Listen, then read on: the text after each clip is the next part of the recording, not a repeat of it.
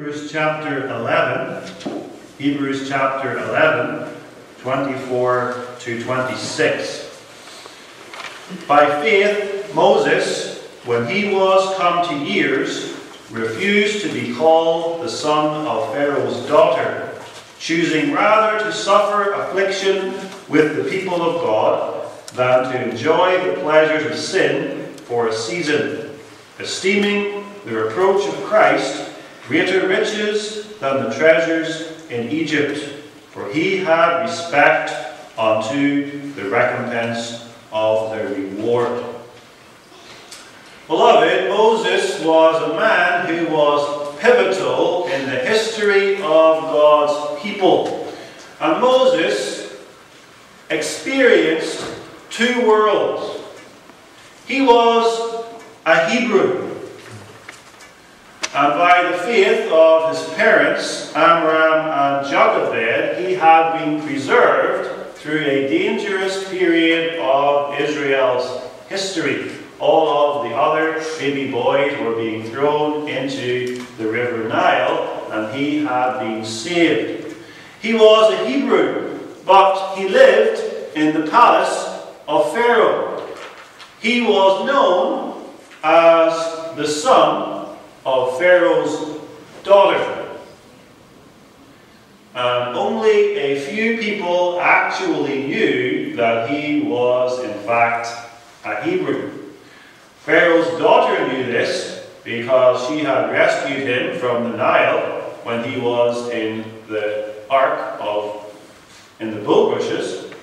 And of course, Moses' own family knew this, but no one else in Egypt, as far as we know, was aware of this. And had Pharaoh known this, he most likely would have killed Moses. And Moses knew that he was a Hebrew because his parents had taught him this in his formative years. Remember how Pharaoh's daughter had given Moses to his own mother that she might be his nurse, and for a few years, a few precious years, this Jochebed, this godly mother in Israel, was able to teach little Moses about his own Israelite heritage. Would have taught him, therefore, about Jehovah God. And then she sent him away, and I'm sure it was with a very heavy heart too, but she sent him away to become officially the son of Pharaoh's daughter. And he was trained in all of the wisdom of the Egyptians, which you can be sure was a complete opposite of everything he had been taught by his mother. And yet, by the grace of God, the truth about Jehovah never left Moses' heart.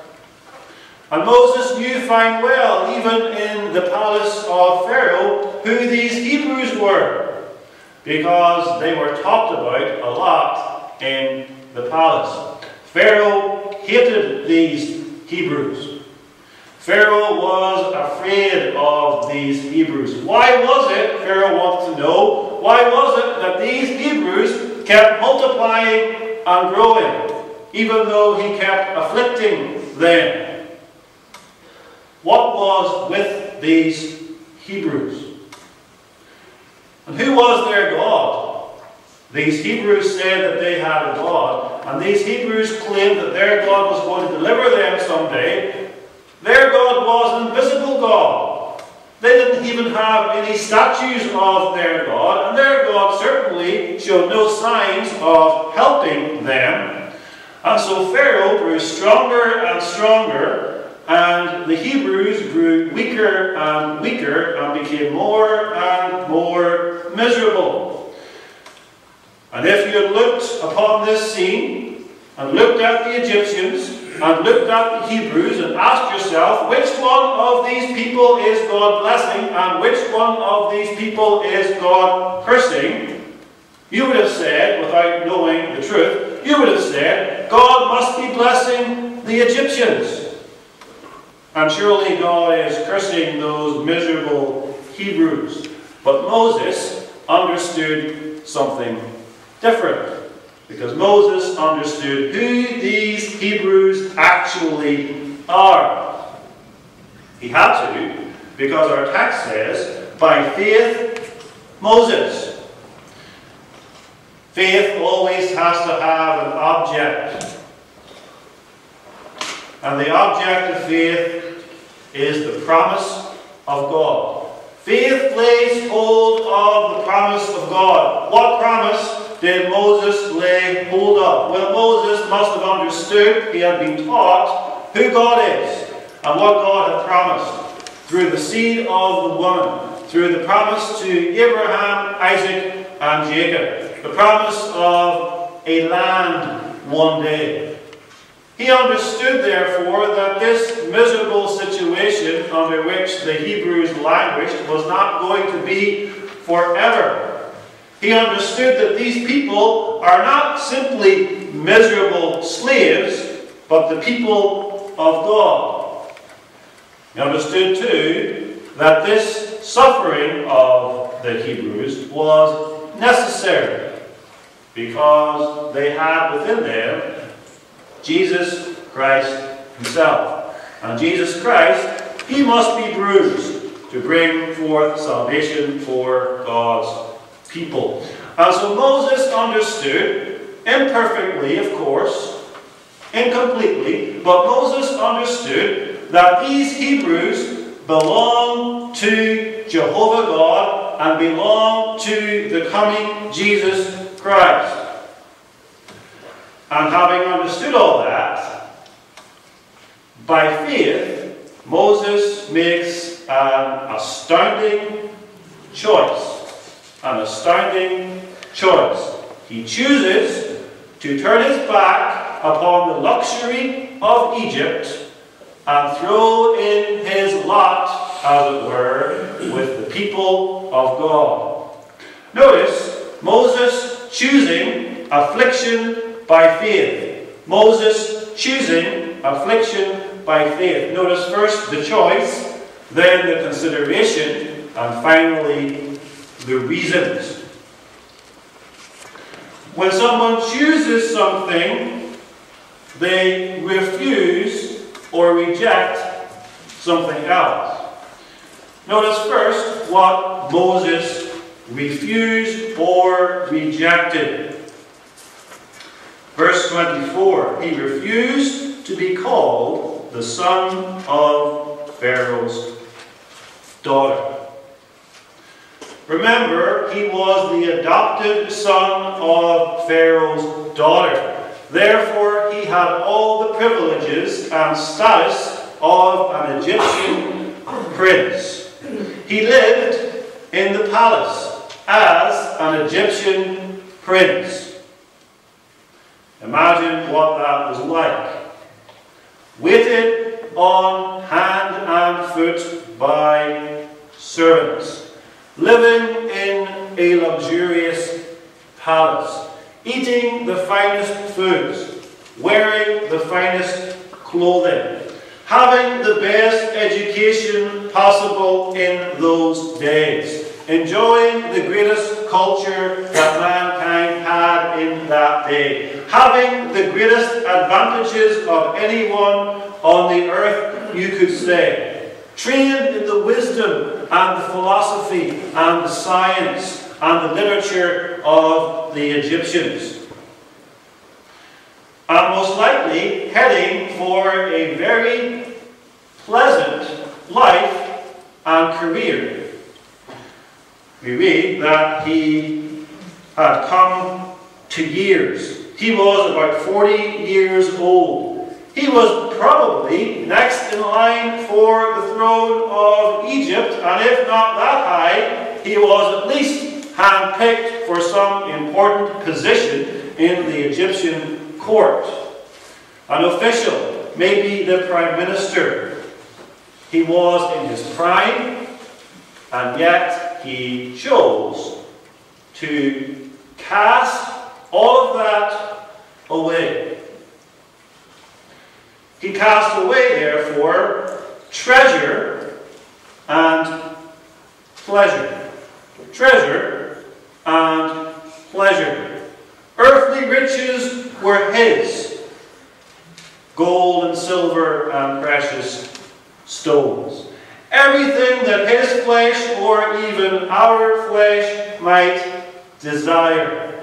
Wine, women, song, luxury, everything he could want. Power and influence were his. If only he stayed in the palace of Pharaoh and remained, as everyone believed he was, the son of Pharaoh's daughter. But when he came to age 40 or so, he made a deliberate choice to turn his back upon the whole thing. And once he had done that, there was no coming back for him. And so we read in Exodus chapter 2 how one day he goes out to look upon his brethren and upon their burdens. And he associates himself with these Hebrews. Do not think that this was an easy thing for Moses to do. Could we have done this? Put yourself in Moses' shoes, as it were, and think, could I have done that? Could I have given up all of that for the sake of Jesus Christ? We have difficulty, beloved, giving up the smallest of things today for Jesus Christ. And you can be sure that the devil was there tempting Moses not to go in that particular direction. Think of the plausible excuses that Moses could have made. Would it be right for Moses to turn his back upon Egypt? After all, had Egypt not been very good to him? Had Egypt not given him this fine education? Would it not be ingratitude against Egypt simply to cast it all aside? And what about his mother, his adopted mother? Would she not be hurt or offended by what he was planning to do? And that's the kind of excuse that will come into the head of one today who considers casting away something for the sake of Jesus Christ. What would your family think? What would your friends think? Think of the consequences. Is it really worth it? For here's a very plausible excuse that could have come into his mind. Moses, I realize that you feel sorry for these Hebrews and you would like to do something to help them. But how are you going to help them by giving up all of your position in the palace of Pharaoh? Would it not be better and wiser for you to remain in the palace of Pharaoh and then use your influence gradually to gain for the Hebrews an easier lot? Perhaps you can get Pharaoh to ease up on their burdens for a while. Perhaps you can speak up for them at court. But if you leave, then all of your influence is gone. Or if you really want to worship Jehovah God, Moses, why can't you do that in the privacy of your own Egyptian quarters? And why must you be so exclusive about it? Can't you just worship the gods of the Egyptians with this Jehovah God? No need to be so exclusive about it. And that's often the excuse that people make today when they consider leaving an apostate church. But if you leave, you won't have any influence any longer in that church. You can't bring the reformation required to that church. And your family and friends are left behind, and you have no more chance to speak to them about that church. Better to stay inside and fight for the truth. That's not what Moses did. Moses did not try to reform Egypt from the inside. Moses turned his back finally and decisively upon Egypt. Now that's bad enough, or difficult enough, to turn your back upon all of that luxury and wealth. But what was he choosing in its place? He was choosing to be associated with slaves. He wasn't even choosing to come down a few rungs on Egypt's social ladder. Okay, he was the prince, come down a few rungs, but no, he was going right to the bottom. He was going to be associated with those who were hated and despised by Egypt, the slave. And he chose, in a word, he chose affliction. That word means that he chose to be ill-treated. He chose to be treated badly. No luxury, no pleasure, no treasure.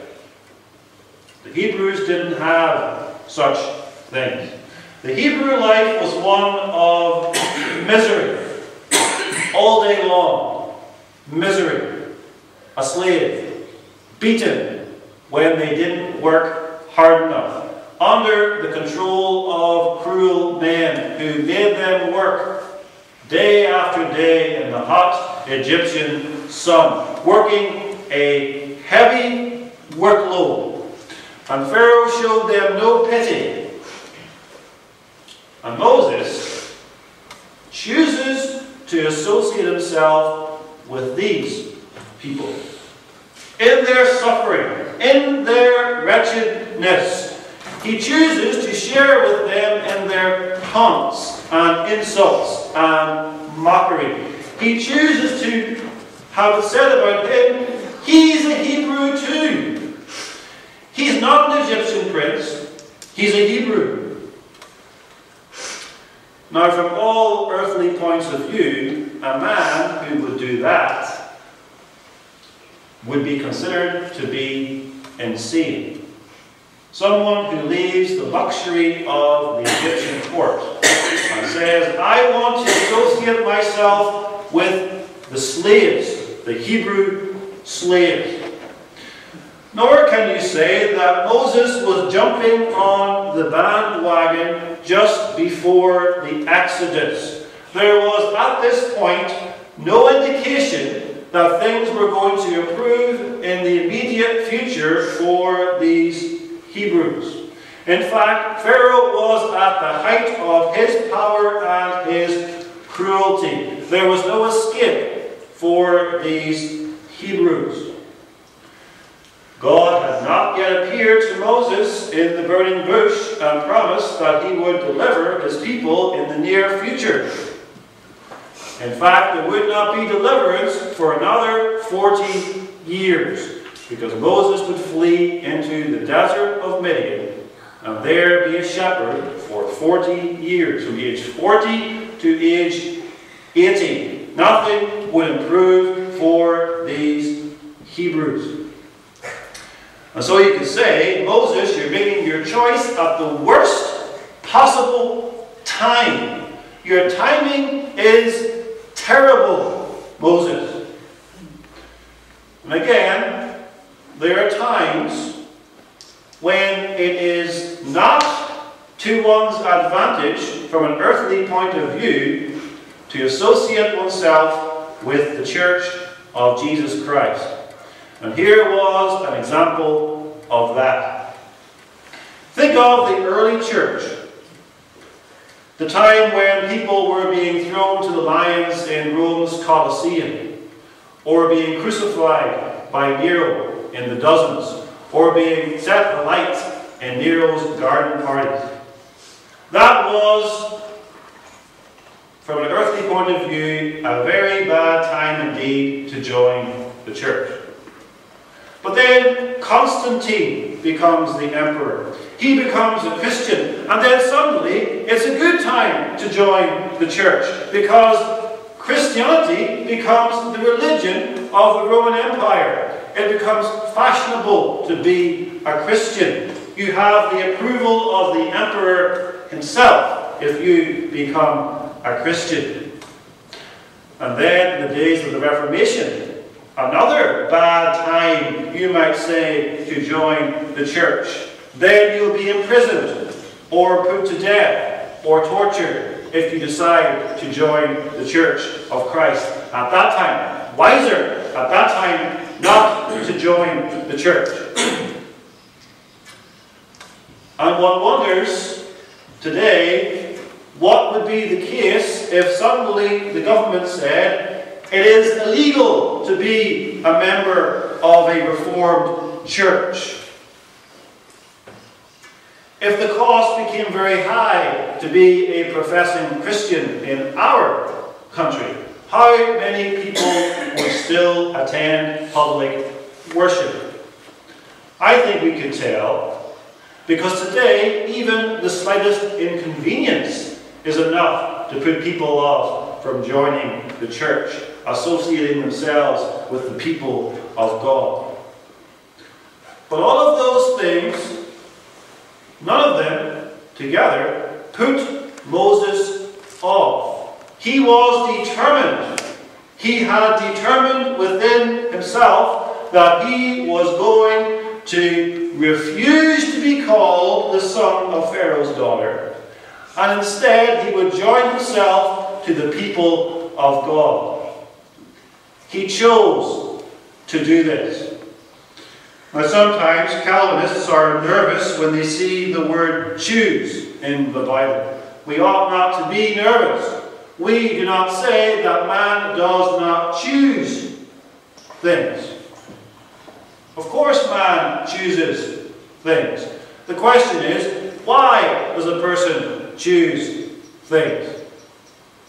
What he chose, the text tells us, by faith. First, God worked faith in his heart by the Spirit, and out of that faith he makes a conscious choice to refuse to be called the son of Pharaoh's daughter and to associate himself with the people of God. If it had not been for the work of God in his heart by the Spirit, he would never have made that choice. Not in a million years. No one could make a choice like that except God work in his heart by the Spirit. And so Moses walks into this choice with his eyes wide open. He counts the cost. He understands what it means. He understands what he's giving up. He understands what he's going to gain from an earthly point of view, what he's going to lose as well. And then one day, when he was 40 years old, he makes his allegiance to the people of God public by going out and killing an Egyptian. Now, we have seen so far that these Israelites, these Hebrews, were a miserable, wretched people. But that's not how Moses views them in our text. He calls them the people of God. Verse 25. Choosing rather to suffer affliction with not miserable Hebrew slaves, but with the people of God. That consideration makes all the difference. Because these people, Moses understands, are God's beloved people. These are the people upon whom God has set his love from eternity past. These are the people with whom God has a covenant of grace. These are the people that God says are his friends. God chose these people in eternity. He determined to have these as his people. He set his love upon this people. Abraham, Isaac, and Jacob, and their seed after them. God takes great delight in calling himself the God of Abraham, Isaac, and Jacob, and their seed after them. And God is determined, and nothing will prevent him. God is determined to bless this people with all of the blessings of salvation, and ultimately to dwell with this people in heavenly bliss forever. Unto this people, and not unto the Egyptian people, unto this people, God has promised blessing and salvation. Unto this people, and not to the Egyptians, God has promised a land which will be a spiritual picture of a better heavenly land, which is exactly how Abraham and others had understood it. This is the people who are the objects of the blessings of God. They might not look blessed, but they are blessed. And the Egyptians might not look cursed, but they are cursed. And so Moses, understanding this by the eyes of faith, says, I will associate myself with this people of God. I want to belong to this people of God. I know that I do belong to this people of God. My parents have told me that I am a Hebrew and not an Egyptian, and now I want to make that allegiance public, so that no one will have any doubt about the fact that I, Moses, am an Hebrew and not an Egyptian. And these people, the Hebrews, are the people of God because they belong to Jesus Christ. And in fact, Jesus Christ is in them, in their very loins. They don't deserve to be the people of God any more than the Egyptians. They are miserable sinners, unworthy of the least of God's blessings, unworthy of the love of God or the fellowship of God. And because God is holy, they deserve to be destroyed in God's wrath. But God has promised to deliver them from their sins by sending unto them a Saviour. And that Saviour will not come, as it were, from outer space, but that Saviour will come from within them, because He is the seed of the woman. He comes forth from the line of Abraham, Isaac, and Jacob. The Son of God will join Himself to a human nature which derives itself from that line.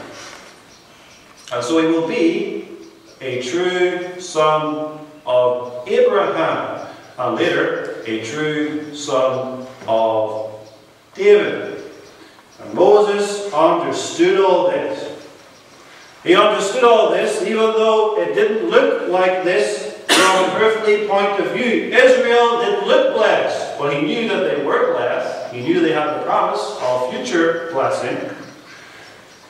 Israel looked like they had nothing, but he understood that they had everything that God had promised to give unto this miserable people, the world, Canaan, and then the world. Because it's not how much you have of the world's goods that determines whether or not you are blessed or cursed by God. But the question is, what is God's disposition toward you? Does He give you these things because He loves you, or does He give you these things in order to curse you? That's the question. And the Egyptians were laden down with good things. Pharaoh had more than he could possibly want, and yet Pharaoh was under the curse of God. And all of these things that God had given to Egypt were for the purpose of filling up Egypt's cup of iniquity so He could destroy Egypt. And God's purpose with the affliction of his people, the Hebrews, was so that they would cry out to him for salvation, and so that he would then show himself to be mighty in delivering them with his outstretched arm. And Moses, by faith, understood these things. So Moses looks upon and considers this people, the Hebrews, from a spiritual point of view, and Moses looks upon and considers also the Egyptians from a spiritual point of view, and he sees that the pleasures that he has offered in Egypt are the pleasures of sin. Sin. They're not harmless pleasures, but the pleasures of sin. And one of the characteristics of the ungodly in the last days is that they are lovers of pleasure more than lovers of God. 2 Timothy 3 verse 4.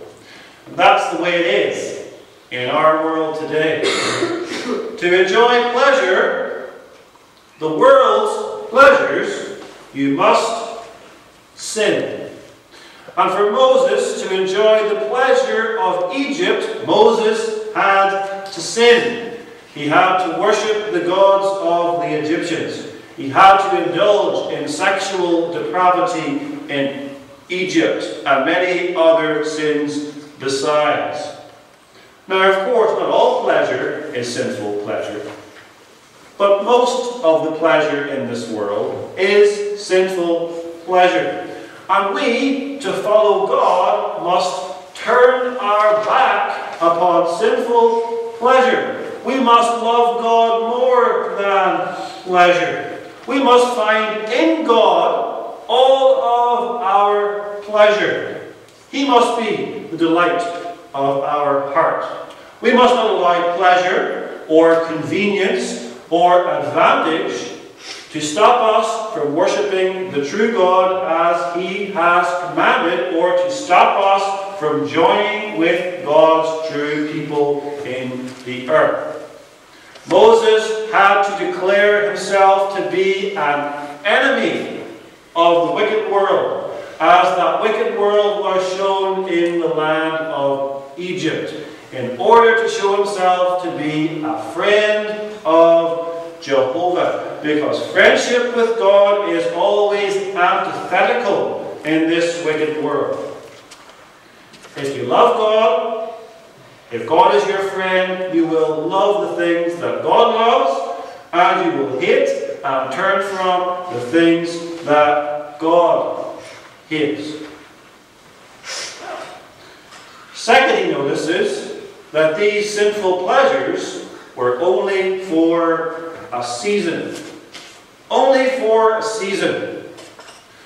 The world says pleasure will last for your whole life.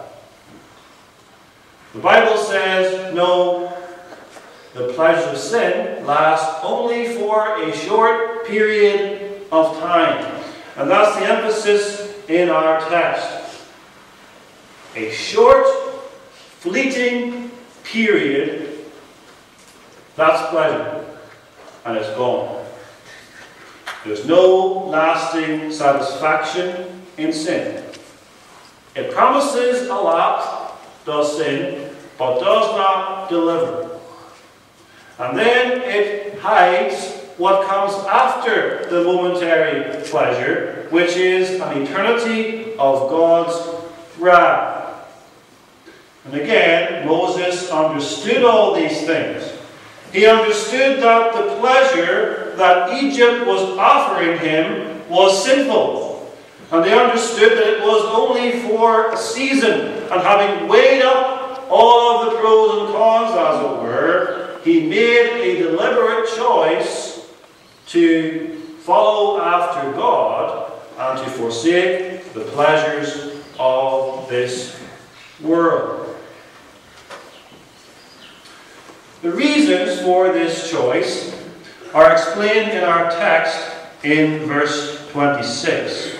Esteeming the reproach of Christ greater riches than the treasures in Egypt, for he had respect unto the recompense of the reward. Moses esteemed or highly regarded the reproach of Christ. And notice here, Christ in the text. It does not say God or Jehovah, but Christ. And here we have proof in the book of Hebrews that the Old Testament saints knew and believed in Jesus Christ. Not simply some vague notion about God, but they actually understood something about Jesus Christ and truly believed in Jesus Christ. This reproach of Christ, which Moses esteemed great riches, this reproach of Christ is the polluting of his name, or the slandering of Christ's character. Christ suffered reproach. All his days, Christ suffered reproach. In his birth, in his childhood, always under reproach. Always mocked, always scorned. Time and time they tried to kill him. Constantly they cast filth upon Christ's holy character. The man, they said, is a wine-bibber, a friend of sinners. He is a Samaritan. He has a devil. He is in league with Beelzebub. He is beside himself, insane, in other words. He is a Sabbath breaker and a blasphemer. And even to this day, Christ is reproached by this ungodly world. Blasphemy is hurled at Jesus Christ. Wicked books are written against him. TV programs are written to mock him. And all of these reproaches intensified at the end of his life. That was the kind of death that Christ died, a reproachful death, spat upon and mocked, made to be a spectacle to all those around him. Why? Because they hated him and wanted to shame him as much as they possibly could. But the greatest reproach that fell upon Christ was the reproach of a broken law and the offended justice of God. Here's Romans 15 verse 3. For even Christ pleased not himself, but as it is written, the reproaches of them that reproached thee fell on me. And why does the world of the ungodly cast its reproaches upon Christ? What did he do that so angered them that they did this to him? Was he not a man who did good all his days? He was. But what they couldn't stand, and what the world still cannot abide, is holiness. Holiness. They saw in Christ one who was holy. And his holiness showed up their sin. And that's the way it is with the ungodly world today as well. Speak to the world about morality, they're fine with that. Speak to them about humanitarian efforts, they like that. Or even religion. But holiness is something which this ungodly world cannot stand. Because holiness, someone who is truly holy, will show up their sin and cause them to feel inferior and cause them to see that God is testifying against them, that their deeds are evil. It's the reproach of Christ emphatically in the text. It is the reproach of Christ. Nothing upsets this ungodly world more than speaking about Christ. Give a testimony about God, something general about God. They will not be so upset because you can interpret that any way you want, any kind of God. But tell them about Jesus Christ, then they will show opposition. And Moses esteemed the reproach of Christ. He thought highly of this reproach of Christ. He thought it to be a treasure. And he was willing, because he esteemed it as treasure, he was willing to associate himself with Christ and to suffer the same reproach of Christ. Notice how it does not say that Moses considered the reproach of Christ to be a necessary evil, something you must put up with because you are a believer. He thought it to be riches. Riches. All of the gold and the silver and the precious stones and the fabulous wealth of Egypt on one side, and the reproach of Christ on the other side. And Moses said, the reproach of Christ is far greater riches. I would rather, says Moses, be mocked and ill-treated and laughed at and scorned and suffer all of those reproaches because I belong to Jesus Christ than have all of the riches of this world. That was how Moses saw it. He understood why it was that the people of God in Egypt were suffering because of the reproach of Christ. The devil knew that. The devil knew that Christ is in the loins of Israel. And that's why the devil pours his fury out against Christ and against the people of Israel. Because he believed that if he could destroy the people of God, he could destroy the Christ and prevent the Christ from coming and destroying him. And so he stirs up the Egyptians to try to destroy the people of God. And Moses knows this too, but Moses is determined to associate himself with this Jesus Christ, whom he finds to be in the very bosom of the Old Testament church.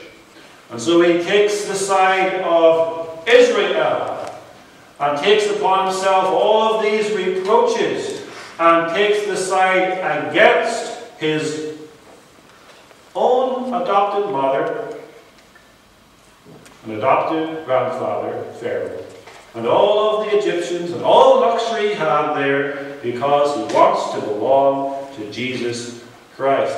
And Moses too could see into the future, not because he was a prophet in that sense, but because he could see by faith what God had promised. He looked for the reward, the recompense of the reward, verse 26. God had promised there would be a reward. There would be salvation in the future. God had promised that this would not last forever, this situation of being under reproach, but that deliverance was coming. He did not know when it was coming, but he knew it was coming. He knew God's judgment was coming upon the Egyptians at some point too, and that God would therefore deliver his people into the promised land. And notice, this is before the burning bush. This is before the wilderness wanderings. But he has that faith to know that God's promise will come to pass. And that was Moses' great desire. Not to live as an Egyptian prince surrounded by luxury, but to live with God. And he understood that that meant associating himself with the people of God. And associating himself in particular with Jesus Christ himself. And when he had this promise and fixed his heart upon this promise, all of the afflictions which Moses, would experience would seem like nothing in comparison to what God had promised to him. He looked for the recompense of the reward. And so do we. We have a great reward in the future promised to us, not because we have merited it, but a reward of grace, heavenly glory with God in Jesus Christ. And because we look to that reward, all of the afflictions of this life are like nothing in comparison to what we will have in heavenly glory. So let's press on as Moses did. Let's despise the things of this world. Let's look to the recompense of reward. For Christ's sake. Amen.